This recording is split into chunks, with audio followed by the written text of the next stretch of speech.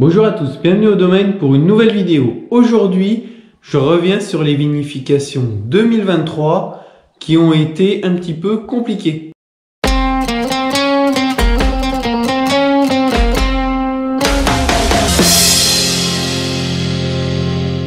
Je vais revenir un petit peu d'une manière générale sur ce millésime. Donc 2023, très bon millésime, autant d'un point de vue quantité que qualité. C'est au même titre que 2022, une très bonne année.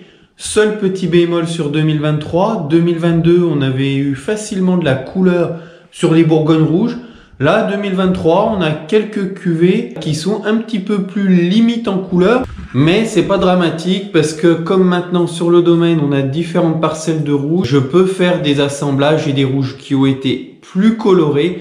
Donc je vais pouvoir les assembler avec les moins colorés. Donc voilà, je vais pouvoir arriver à me débrouiller comme ça. Est-ce que c'était les parcelles un petit peu diluées avec les pluies? Est-ce que c'était tout simplement où il y avait moins d'anthocyane dans les raisins? Est-ce que je m'y suis pas assez bien pris en vinification? Ça aussi, ça peut être une explication.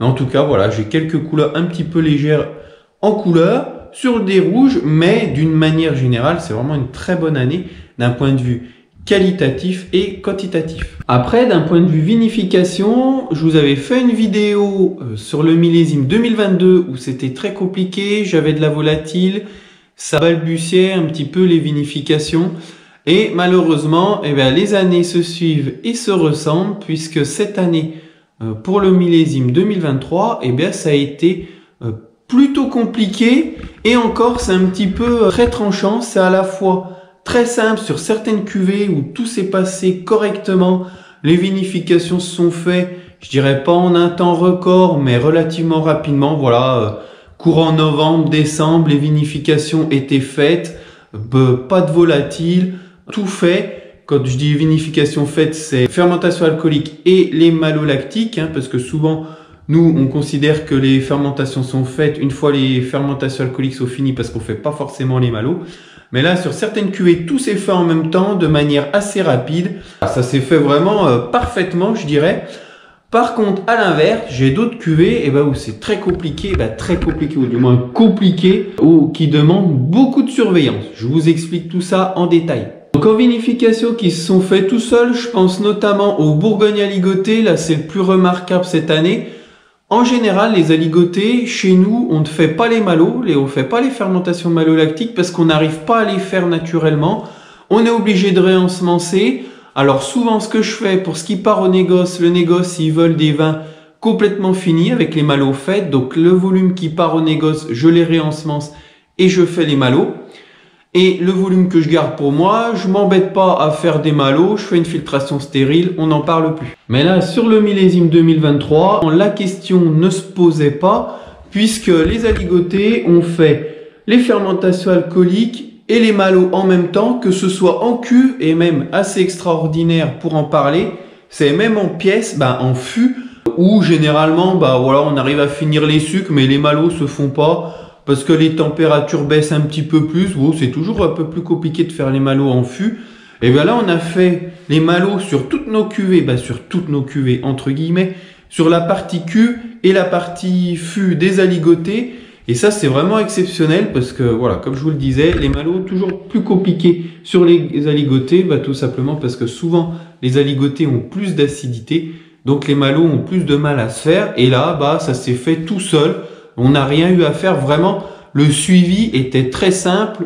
J'ai fait faire 2 fois des analyses sur les aligotés. Voilà, très simple, ça s'est fait tout seul. J'ai des cuvées de rouge aussi, pareil, ils ont fait les 2 fermentations alcooliques et malolactiques étaient finies. C'était très rapide, en 1 mois. Pour ces vins-là, c'était parfait, on n'a pas à se plaindre, tout va bien. Après, là où je voulais en revenir, c'est sur des cuvées, notamment en chardonnay. J'ai eu 3 cuvées en chardonnay qui m'ont posé problème sur 5, donc ça fait un petit peu plus de la moitié. Le problème majeur, c'est déjà une forte montée de volatile dès la moitié, le dernier tiers des fermentations alcooliques. Et là, c'était problématique parce que ça demande beaucoup de surveillance, à savoir si on arrête les fermentations, si on les réensemence avec des levures adaptées. Bref, ça fait poser beaucoup de questions. Du coup, beaucoup de suivi, hein, toutes les semaines, suivi analytique chez l'onologue. C'était un gros coup, un gros poste de dépense cette année, le suivi analytique à l'onologue. Hein. C'est vrai que ça nous a coûté vraiment cher, mais bon, néanmoins, c'était indispensable pour veiller à ne pas dépasser le taux réglementaire. Donc, dans la majorité des cas, j'ai pu finir mes vinifications comme ça, sans intervenir, juste en surveillant que la volatile ne se développe pas trop. J'ai eu vraiment de la chance parce que le taux de volatile a monté en flèche au départ, disons, dans le dernier tiers des vinifications.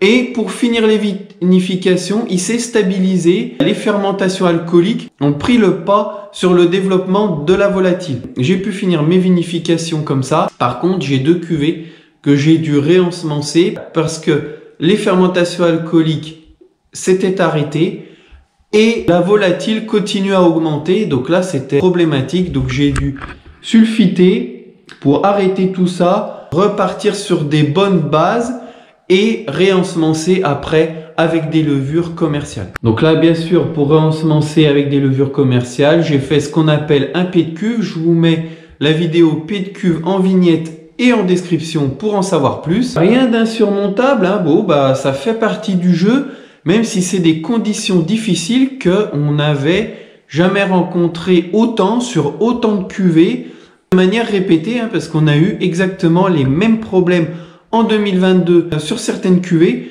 Donc c'est plus compliqué de faire les vins, c'est surtout ça demande un temps de surveillance, des frais d'analyse beaucoup plus importants que ce qu'on pouvait avoir par le passé. Et puis là, je vous montre derrière moi, vous voyez, là, ici et ici, et bien là, ces 2 cuvées, je les avais réensemencées. Même en réensemençant, ça s'est bloqué. Donc j'ai une résistance dans le tonneau, vous voyez, qui est en train de chauffer. Là, je suis en train de le faire pendant que je fais la vidéo. Donc là, j'ai 2 résistances comme ça que je mets. Ça me permet de chauffer uniquement le vin. Vous voyez, ça fume un petit peu parce que la résistance est chaude. Et bien sûr, la température de cave est autour des 10 degrés. Donc ça fait un petit peu de vapeur. Voilà, donc ça demande la surveillance, un petit peu de frais en termes énergétiques pour chauffer tout ça, même si bon, avec les cannes, ça demande à peine 1 heure pour chauffer un fût comme ça, une fois qu'il est à peu près à température. Donc c'est pas une consommation énergétique disproportionnée, c'est beaucoup plus rentable de le faire comme ça que par exemple si je devais chauffer la cave, mais ça n'empêche, c'est de la surveillance. Pendant que je fais ça, je peux pas trop m'éloigner parce qu'il faut que je vienne débrancher. Elles sont pas en automatique parce que je peux pas mettre à la fois la régulation et la résistance dans le fût. Alors que quand c'est en cuve, bien sûr, je peux mettre en automatique avec un système de régulation. Là, il n'y a pas de souci. Mais dans le tonneau, ça va pas très bien. Alors vous me direz, je pourrais soutirer, mettre le vin en cuve et puis chauffer uniquement la cuve. Mais bon, je sais pas ce qui est le mieux, je fais des choix, c'est peut-être pas forcément les mieux, mais je préfère chauffer au tonneau. Comme ça, ça permet de laisser pendant tout ce temps-là le vin en fût. Et puis, ça m'évite de la manutention parce que ça veut dire revider à nouveau les tonneaux, brasser le vin. Bref, ça fait faire tout un travail. Si je vide les fûts pendant trop longtemps, ça veut dire les relaver. En plus, là, vous voyez, ils sont sur la ligne de derrière. Donc c'est ultra contraignant, il faut les ressortir de la cave, passer par-dessus, c'est tout un cinéma. J'essaye de faire au mieux pour me simplifier le travail, même si c'est pas forcément la meilleure solution. Donc voilà, rien d'insurmontable encore cette année, mais disons quand même beaucoup de surveillance et puis un petit peu de pression, hein, parce que là, je peux carrément foirer de manière définitive des cuvées. Bon, heureusement, pour l'instant, je touche du bois, ça ne m'arrive pas.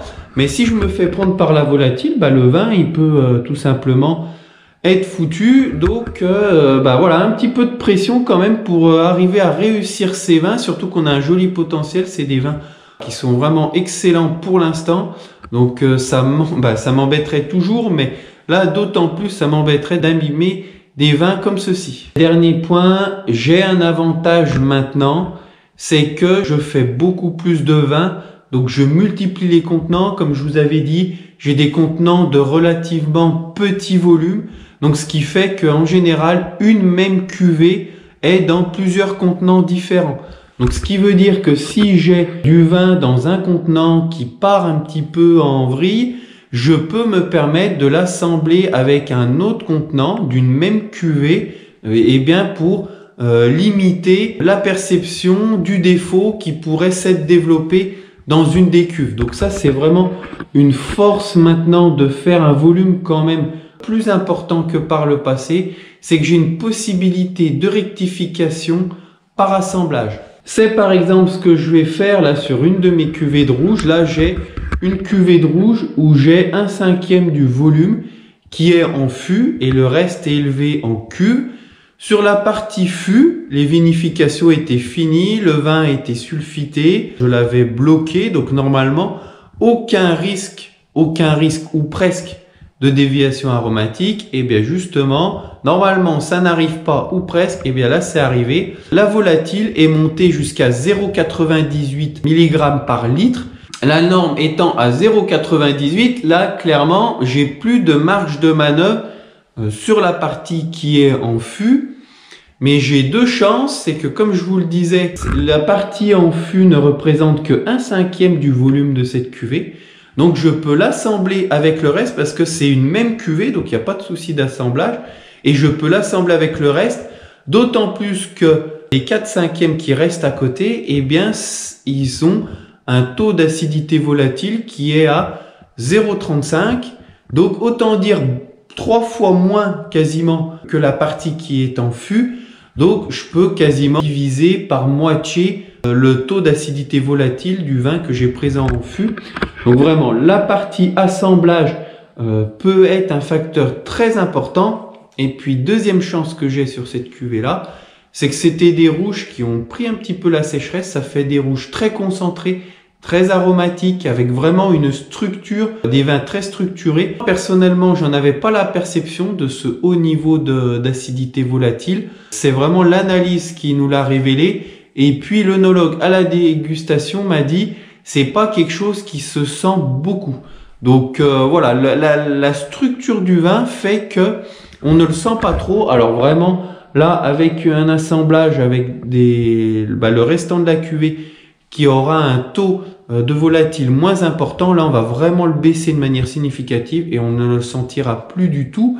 Mais là voilà, c'est vraiment deux paramètres qui sont importants sur cette cuvée là, c'est que je peux avoir une capacité d'assemblage et j'ai la chance d'avoir un vin bien structuré qui ne révèle pas trop ce côté acidité volatile. Voilà un petit peu comment se passe ou se sont passées les vinifications 2023, les vinifications sont finies, sauf pour celles-là qui sont en train de se finir. Là, on est début mars, donc pour vous dire, c'est un petit peu en retard, mais en même temps, on est habitué chez nous à des vinifications qui traînent, donc la date me pose pas plus de soucis que ça. C'est juste, ce qui me pose un problème, c'est cet aspect de suivi qui est très important cette année. Et voilà un petit peu la tendance, je dirais. Alors, je sais pas si en 2 années, on peut tirer une conclusion, mais en attendant, ce qui semblerait se dégager, c'est qu'avec le changement climatique que l'on a, on n'a plus tout à fait les mêmes raisins et il semblerait qu'on soit plus exposé à des déviations aromatiques, des problèmes sur les vinifications et notamment avec un fort développement de la volatile sur les vins. Vous l'aurez compris, sur ce millésime 2023, des points positifs, des cuvées qui vont se faire toutes seules et des points un petit peu plus négatifs, des vins avec beaucoup de surveillance. Donc heureusement pour moi, pas de catastrophe. Je croise les doigts, je touche du bois pour que l'élevage se passe bien jusqu'à l'embouteillage début juillet. J'espère que cette vidéo vous a plu. N'hésitez pas à poser vos questions en commentaire. À la prochaine au domaine.